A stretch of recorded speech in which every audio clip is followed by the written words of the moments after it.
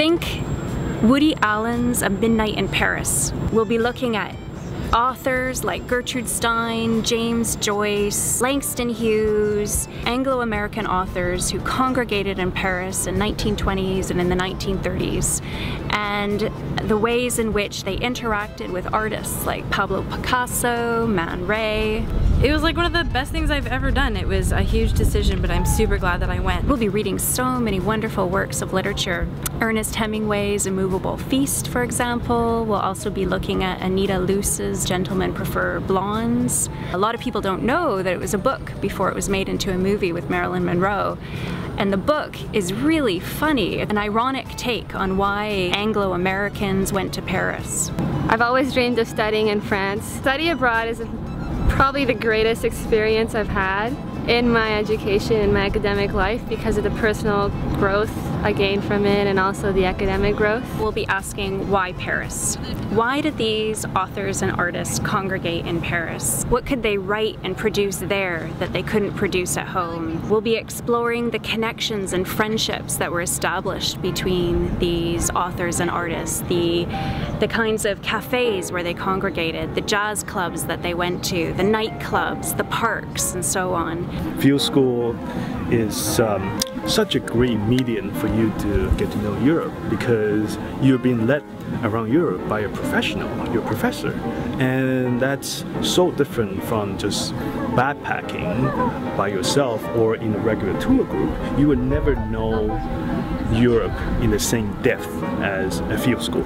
We'll also be reading Claude McKay's novel Banjo. It's a novel about an African American who is feeling like he's tired of Paris. So he goes to the south of France, and there he reflects on issues of race, nationalism, French culture, French cuisine, and it's a really insightful take on what it meant for an African American to be an American abroad.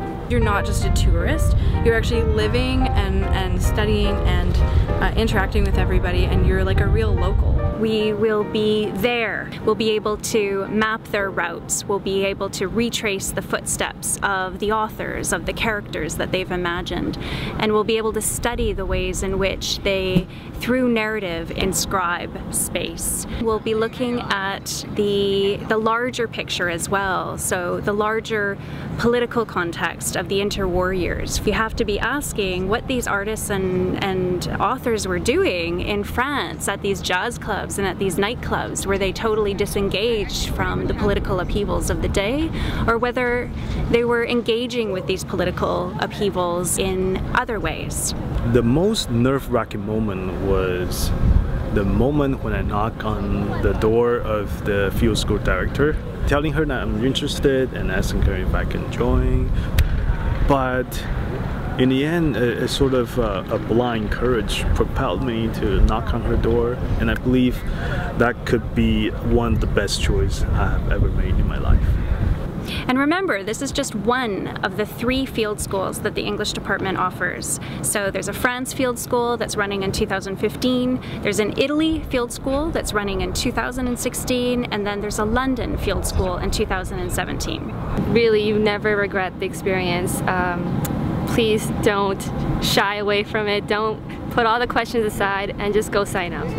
Check out this email address or contact me at ccolliga@sfu.ca, and we can set up an appointment to have a chat about this field school. Come join us here!